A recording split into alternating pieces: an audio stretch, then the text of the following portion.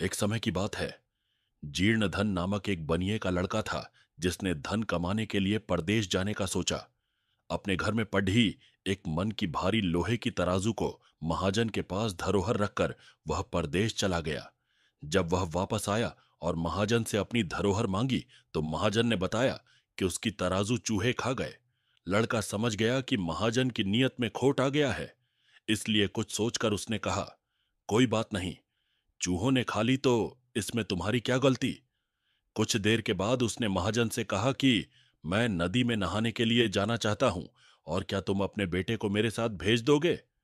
महाजन ने अपने बेटे को उसके साथ भेज दिया। उसने उसे वहां से कुछ दूर एक गुफा में कैद कर दिया। वापस आने पर जब महाजन ने पूछा, मेरा बेटा कहाँ है, तो बनिए ने कहा, उसे चील उठाकर ले गई। महाजन बोला, यह कैसे संभव है, चील इतने बड्ढे लड़के को कैसे उठाकर ले जा सकती है।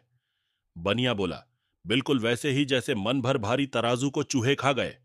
तुझे बेटा चाहिए तो तराजू वापस कर।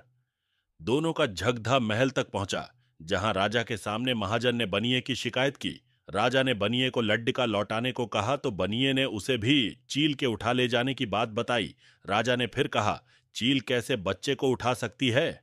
इस पर बनिए ने कहा, महाराज, बिल्कुल वैसे ही जैसे मन भर के तराजू को चूहे खा सकते हैं।